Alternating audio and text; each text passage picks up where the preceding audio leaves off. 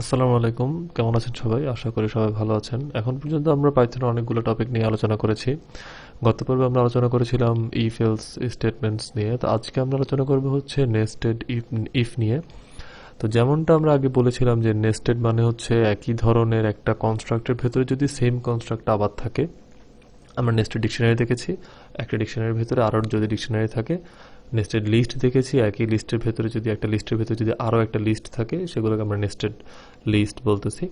তো একইভাবে if else বা কন্ডিশনের ক্ষেত্রে যদি একটা ইফ এলস কন্ডিশনের ভেতরে আবার আমরা ইফ এলস কন্ডিশন পাই বা এর ভেতরে আবারও থাকতে পারে, তখন আমরা সেগুলোকে নেস্টেড ইফ কন্ডিশন বলি। তো এখানে দেখতে পাচ্ছেন আমি এখানে তার এক্সপ্রেশনটা কিভাবে হয় সেটা লিখেছি।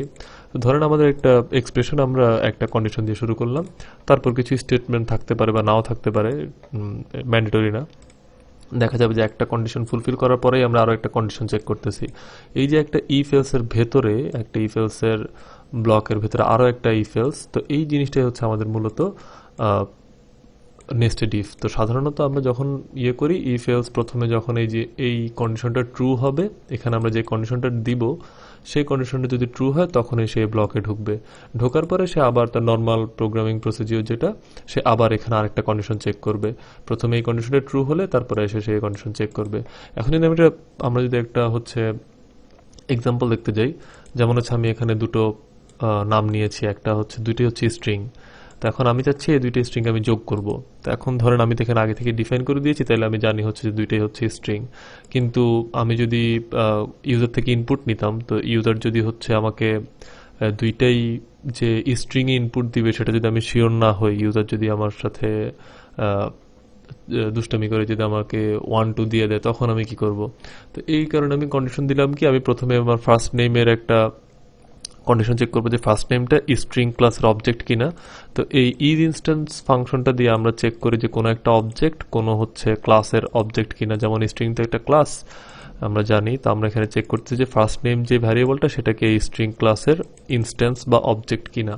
তো এটা যখন আমাদেরকে ট্রু দিবে, এটা যখন আমাকে ট্রু দিবে, তখন এই যে দেখেন এই কন্ডিশনটা আমাকে কীভাবে ট্রু দিবে। আমি যদি আগে এখানে প্রিন্ট দিয়ে, আগে ওই কন্ডিশনগুলো দেওয়ার আগে আমি যদি প্রিন্ট দিয়ে সেম লাইনটাই লিখি, ইফ ইনস্ট্যান্স হচ্ছে ফার্স্ট নেম হচ্ছে স্ট্রিং, এখানে আমি বাকিগুলো কমেন্ট আউট করে দিই।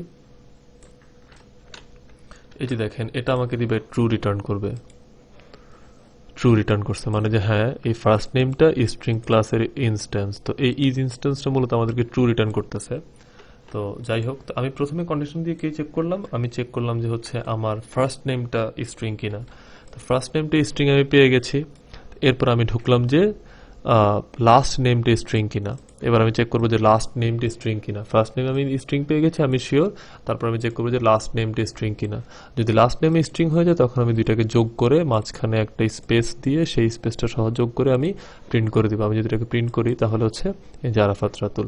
তো এই যদি আমরা আরো অন্যভাবে একটা উদাহরণ দেখি, যেমন হচ্ছে আমি একটা নাম্বার নিলাম, নাম্বারটা হচ্ছে 5। এখন আমি চেক করবো যে এই এনটা কি 0 থেকে বড় বা সমান কিনা। 0।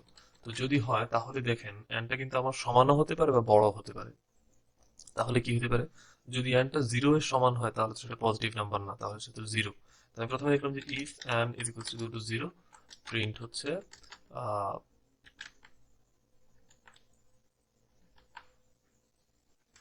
আচ্ছা আচ্ছা এন ইজ 0।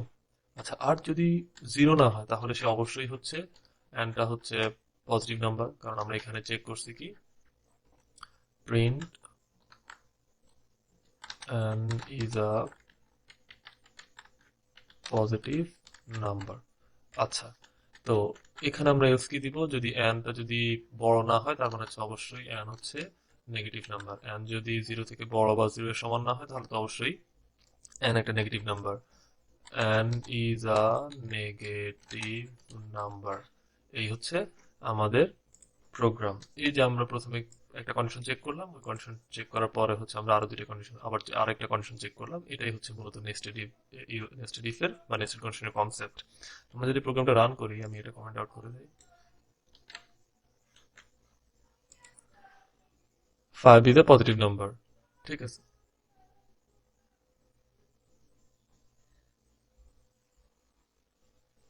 আচ্ছা, আমি যদি এখানে এন এর মানটা চেঞ্জ করে দিই, মাইনাস হচ্ছে -5, -5 হচ্ছে -5 ইজ এ নেগেটিভ নাম্বার।